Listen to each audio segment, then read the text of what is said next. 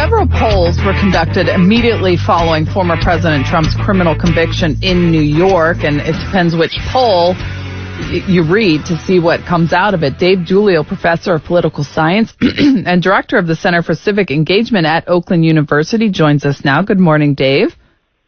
Good morning. Thanks for having me. So the first one is the Reuters Ipsos poll, and that one said 1 in 10 registered GOP voters said his felony conviction would make them less likely to support him. So 1/10 loss there could be significant.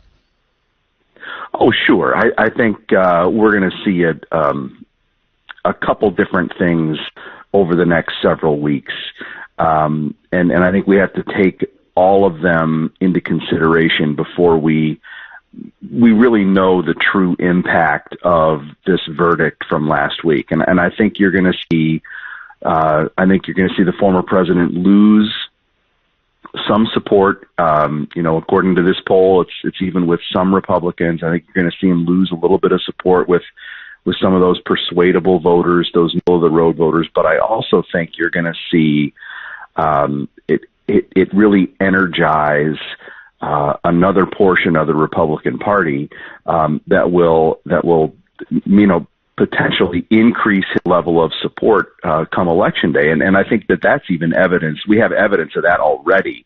With the incredible fundraising numbers that he showed in the 24 hours right after the verdict was announced. So I think that I'd say a couple things. Number one, this far out, we shouldn't look at one poll as truth, right? As gospel. I think we have to take them all into consideration. And I also think too that it's going to be a while before we can really find out what the sort of new equilibrium is going to be in this race moving forward.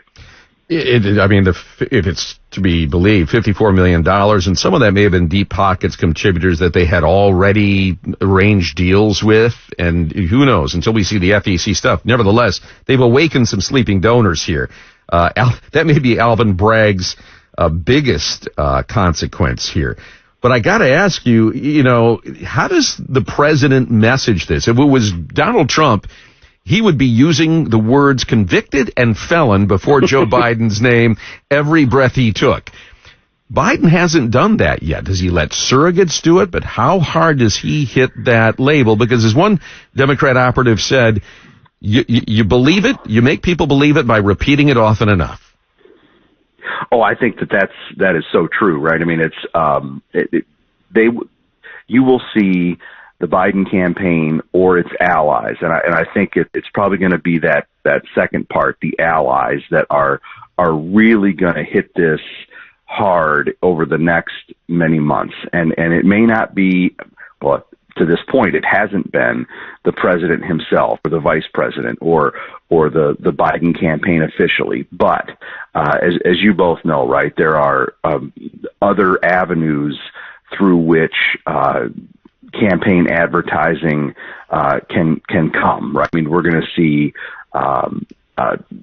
super PACs that just hammer away at this notion that Trump is a convicted felon, and I think that's going to get beaten like a drum. Maybe not right away, but come September, October, I think you're going to see it a lot. Well, so Robert De Niro can bang this drum as much as he wants and not the president, but then the debates are coming up at the end of the month, and so they will have to directly speak to each other, and Biden will have a decision to make. He sure will, and I think that this is such a historic campaign on so many levels, unique on so many levels, and we just there's so many elements of it that we just haven't experienced before, this being one of them, right, where nobody really knows in the campaign world how to deal with this because nobody's ever had to before. So I would imagine that the Biden campaign in their debate prep is going to go through this and try a couple of different strategies and message it a couple different ways as they practice to see what they think is going to be the best way forward, the most effective use of this latest development for their purposes, right? I think too that the debate at the end of the month here is going to have so much interest, not just because of this verdict against the former president, but some of the concerns that many have about the current president. And it is, there's going to be such a bright light shined on this and I think you're going to see a huge audience, even though it's in the middle of summer. And it is a very high leverage moment for this campaign where, boy, if it goes one way, it's going to help one of the candidates. If it goes the other, it's going to help the other. Well, one other thing that's going to be we've only got a minute left, David, but one of the other things that's going to be getting a lot of audience attention is Hunter Biden's trial. He goes on trial today on gun charges that he lied on his application. How much of a political liability is he for the president? And to some degree, does it water down these GOP narratives of the deep state and DOJ weaponization? It's the DOJ that's prosecuting the president's son.